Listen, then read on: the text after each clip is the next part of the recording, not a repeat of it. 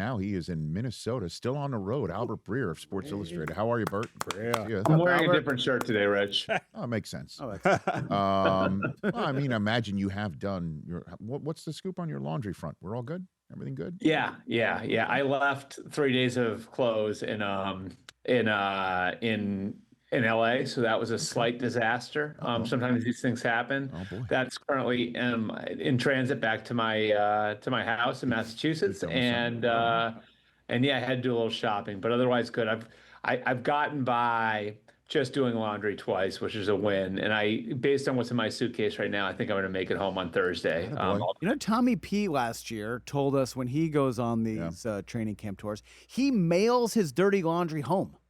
He doesn't even bother doing it on the road. I know. He throws them all in a box and mails them home. With Tom is Tom was super disciplined about never checking a bag. I think that's. Have you guys heard that? Yes. Yeah. Because he he's super. He will never check a bag. I don't know that that's true because I've given Tom multiple airplane rides and he's got a big suitcase. There's no way he's checking that thing that gets into my car. So yeah, he's definitely. But he has told us about carrying on. I should say dirty clothes home to his wife. And then but he has like those. I think he has like those zip, like those things you zip up to compress your clothes or whatever. Oh, you suck all the air out. Yeah. Yeah. Okay. Well, Albert, he's here on the program. He's here in Minnesota right now. And I don't know if you heard, we had Chris Carter on yesterday. Oh, did you see that? Mm-hmm. And I asked him about Jeremiah Smith, and he said he told him that there's 3 Ohio State receivers in the Hall of Fame. And or how about this? He said, actually, there's 3 receivers in the Hall of Fame that he's had something to do with bringing along. Yeah. Right? In any way, shape, or form. That would be Fitz, Moss, and he said Jeremiah Smith's going to be the third. That's what he told me.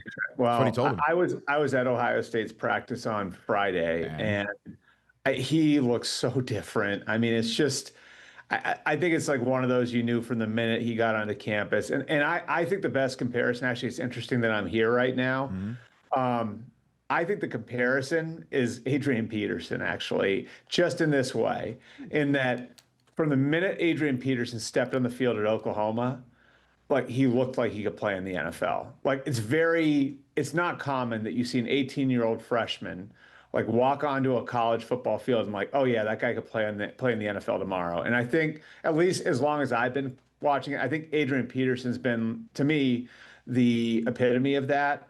And I think Jeremiah Smith's in that category too. Yeah.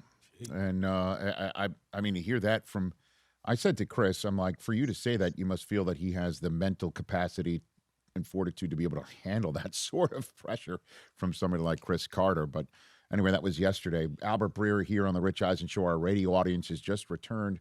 Our colleague, Albert, you're there in Vikings camp. Our colleague, Adam Schefter, just reported that Kyler Murray's been told he's the quarterback.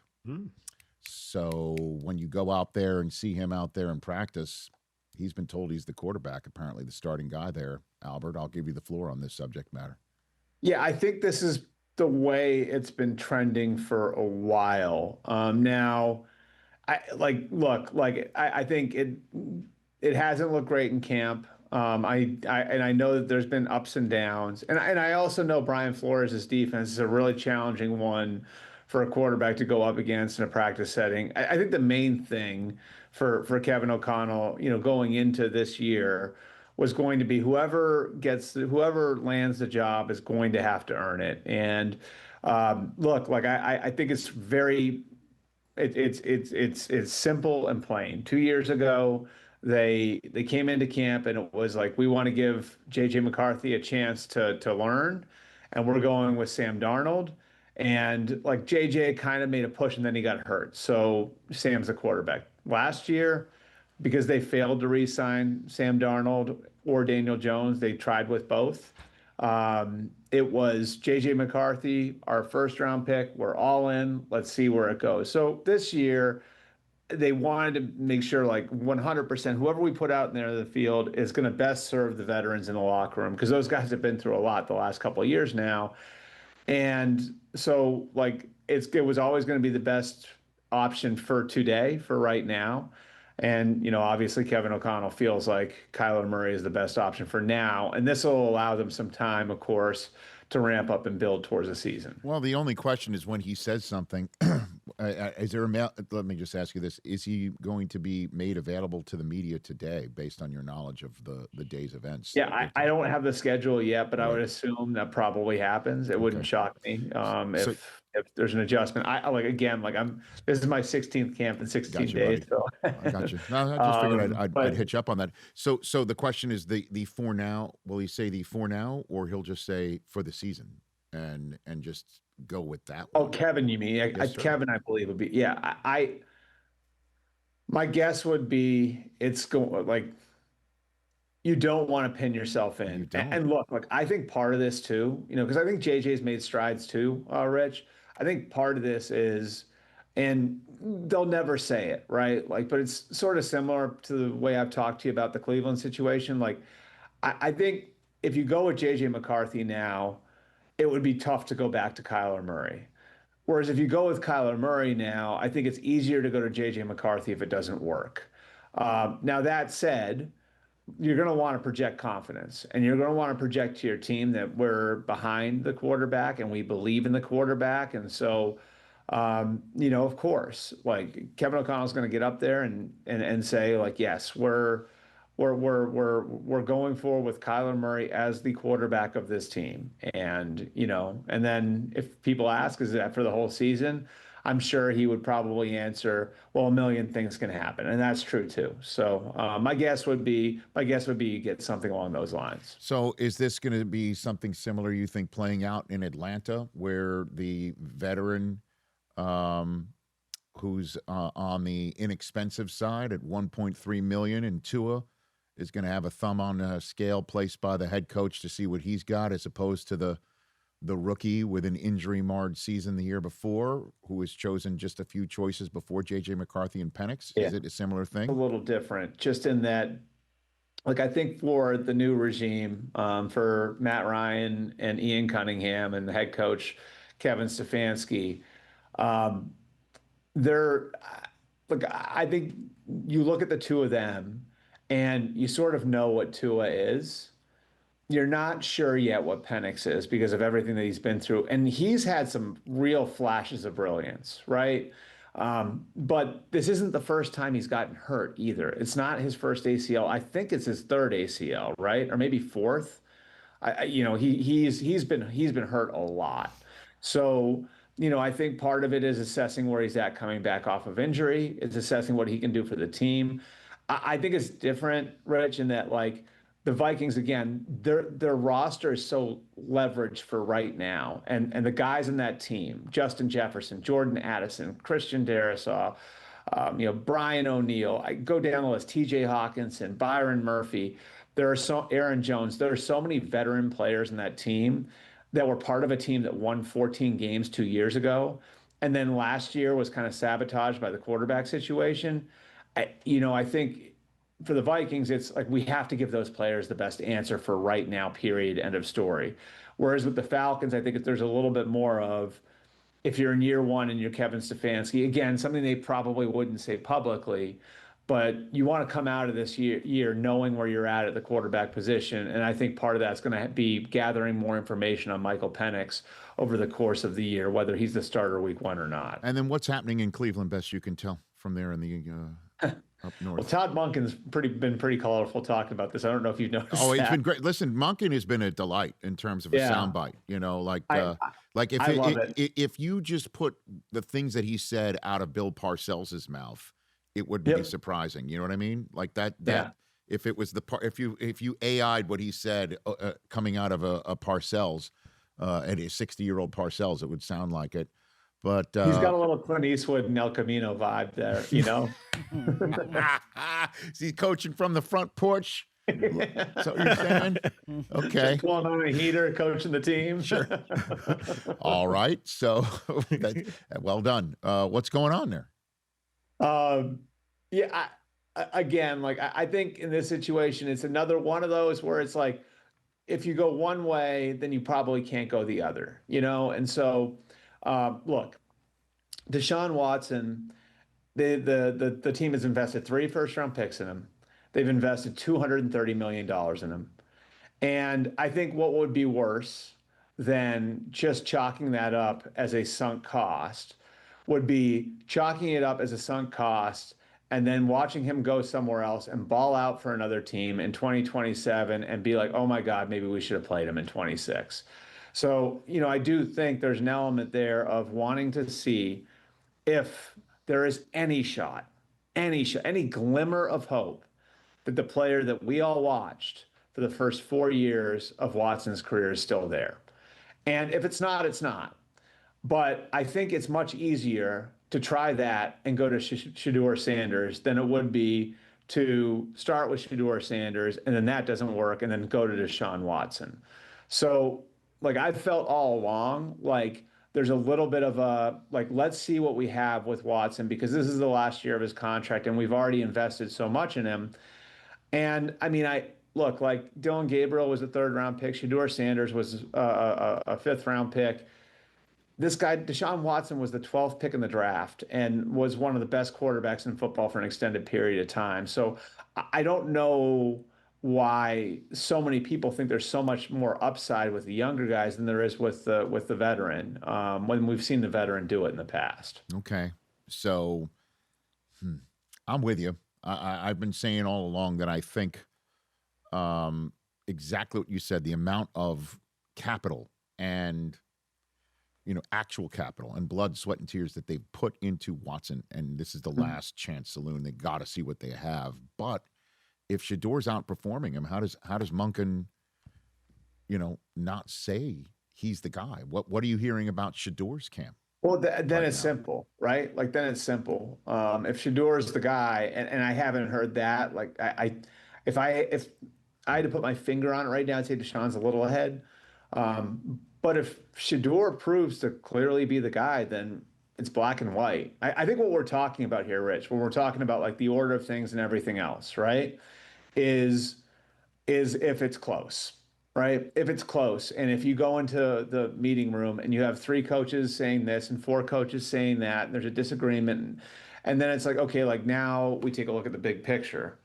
But if one guy clearly beats out the other, then we're talking about something else, And so I don't think that's the case right now. But I think if Shedeur clearly beat out Deshaun Watson, the way Todd Monken's projected his short time as the head coach there, it doesn't seem like he's afraid of much. So I don't think he'd be afraid to pull the trigger on that. Albert Breer here on the Rich Eisen Show, joining us from the Minnesota Vikings camp, where, again, word is that Kyler Murray's been told he is the starter, and that announcement is coming from the Vikings prior to their first preseason game as well, right here on the Rich Eisen Show. So, our segment, we played it with you the last time that you were here. It is now time for Is He Back Yet? With Albert. Aaron. Is he back yet? Where is Aaron right now? All right. Is he back yet, Albert? He's not, but I think we're getting closer to that. I think it's in play at the end of the week. I think I said to you guys the last time I was on that it was my belief that once they broke camp at Loyola Marymount and went back, I think they're in Woodland Hills. Is that right? That's it. That is the name of the town. Yep. The practice facility is. So once they get back to Woodland Hills, I think this is in play. I know, he's done some work, and that was why they had to report the workout with Giff Smith, one of Sean McVay's assistants. And again, I think so much of this just rides on, like I told you before, whether or not Aaron Donald feels like he can go out there and be himself in 2026. And the tricky thing about that is the bar for Aaron Donald to be himself is higher than the bar for almost any interior defensive lineman in NFL history. So can he go out there and feel like he can be himself? But I do think he's in the mindset to play. I think he will wind up playing. And I think, we get to the end of the week. I don't know when their preseason game is this week, but, maybe after that, then we're squarely in play. Again, they're back in Woodland Hills now. I personally think, he's gotten himself to the point where he thinks he can do it.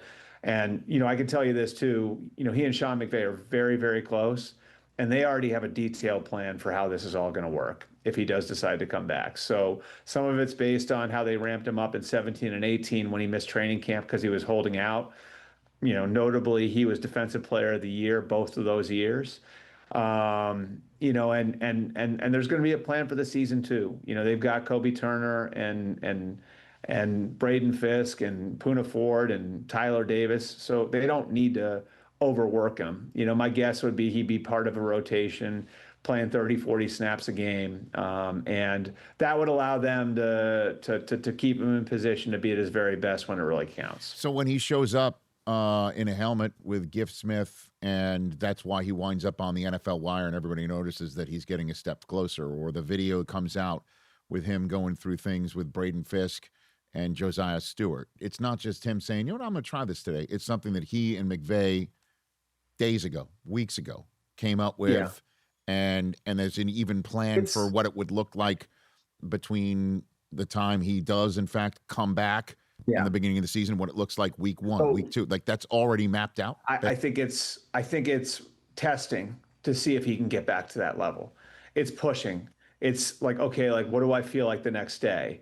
It's, can I explode off the ball fast? Can I move with bodies around me the same way? It's all the stuff that, and you can't simulate it. It can't be perfect, but do I think I can go out in an NFL game and be myself? And so that's what he's testing, and that's what he's working through. But yeah, like if he decides at the end of this week to flip the switch and go, there is a plan in place, and it's a detailed plan. And I think they feel good about the idea that he could come back. And again, like, I think another thing that's important to point out here too, like Sean McVay, Les Snead, Chris Shula, those guys aren't like texting him and, calling him like, hey, are you coming back? They want this to be his decision, right? Like they want to allow for him to make this decision on his own. They've let him know he's welcome. They would love to have him back. But I think the last thing they want, Rich, is for him to be sitting there and he doesn't feel good in November and be like, I wish they hadn't talked me into it. They don't want it to be that. They want this to be solely his decision. And, I think he's getting closer to making that decision. Albert Breer here. A few minutes left with Albert, who's in the Minnesota Vikings camp right here on the Rich Eisen Show, the Breer Report, right there on Sports Illustrated's YouTube channel as well. So let's hit on some of the names of guys that we're wondering, will he be back in week 1? We're now getting set for preseason action here, and it's rubber meets road time. The first depth chart was released by the Kansas City Chiefs, and Mahomes is sitting right there at the top. Is Patrick, we're going to see him week 1, Monday Night Football against the Denver Broncos? I think there's zero chance he's not back. Okay. I asked Andy Reid directly. Andy Reid gave me the answer you'd think. We'll see. Like, he doesn't want to put that on his player. But I think if you've talked to people there over the last 2 months too, I think this is going back to May and June. There is no question. I was told he's taken a regular, during the off season, right? So in April and May, he didn't go away. He was taking a regular season approach to the rehab. So the intensity with which he was rehabbing was as if I need to push this so I can get ready to play a game this week. He badly wants to be back out there. He's got a PT in Kansas City who was a huge part of getting him ready to play in the Super Bowl a few years ago. You remember when he had the high ankle sprain? Mm-hmm. Julie Freymeyer's her name. They've been diligent about it. He was cleared to participate fully in training camp. And this is the interesting thing. I talking to people there, they were all, well, yeah, we think he's going to be clear for the start of training camp, but we're going to be smart about it, right? He's taken every first team rep in training camp. So I think that tells you where he's at. Here's the other thing. He has heard everything that everyone has said about him. He has heard everything that everyone has said about the Chiefs. He has heard everything that everyone has said about his rehab. And there are a lot of people in that organization that are really interested to see what this super motivated, and he's always motivated, right? But to see what this version of Patrick Mahomes looks like. Mm-hmm. Noted. The man who, said this. He'll get handled when he gets handled. When the Raiders rookie came out with a Muppet. Remember that a couple of years ago? They made fun of Mahomes. He's got edge to him, people, because he's such a nice guy, but he's got edge to him that I don't think people really recognize. Well, we saw it in the quarterback series on Netflix. Yep. We saw that, when he's what was it Crosby he's barking at, Yeah. And what happened there too before I continue on with Crosby and Cousins and Kirk? Yeah. Is there this is sort of I love Maxx. Like this has sort of been an issue with him, like where he practices pretty intensely and you sometimes have to put a governor on him. So I think if you put together a list of 5 players on the defensive side of the ball in the NFL that might be involved in a situation like this, Maxx would be on the list, and I don't think he'd be 5th. It's just sort of like how he gets himself ready to play, part of his, his routine and how he gets himself to the level that, that he thinks he needs to be at his very best. And sometimes it spills over. So totally understand why Clint Kubiak did what he did. Makes sense. You don't want guys fighting in practice. You don't want fights to break out in practice, and you can really send a message when 2 of the most prominent players of the team are being sat down. And look, there's a benefit to this too, right? Like they got a free look at Fernando Mendoza with the first team for a day, so that's not bad either. No, it isn't. All right, now returning to the injuries, the 2 Achilles, Daniel Jones, George Kittle. Do we see both of them week 1 or no? What do you think? I think so. I'm sure on Jones. Like I don't think. I mean, Jones is another one where it just when you watch him. So here's an interesting anecdote. Like they had a scrimmage the other night, and this is one of those things where like, okay, he looks good, but it's not really game speed yet, and he pulled the ball down and scored a 40-yard touchdown and hit 19.5 miles an hour on his GPS. And he told me some of his teammates were giving him crap that he didn't hit 20 or 21, but like he feels really good about where he's at. And I think the Achilles for a quarterback, like it's going to be explosion. It's going to be like, especially because it's his plant foot. We saw it with Cousins a couple of years ago. Like, can you get as much on the ball? So it's worth watching all of that, but my expectation is he'll be out there week 1, and then Kittle, I think, that's a little trickier because, it's an older player, it's a tight end, but it sounds like he's in a good place too. What about Micah? Not many people talking about him. Yeah. When do we expect him back? He's 100% going to be on the PUP list.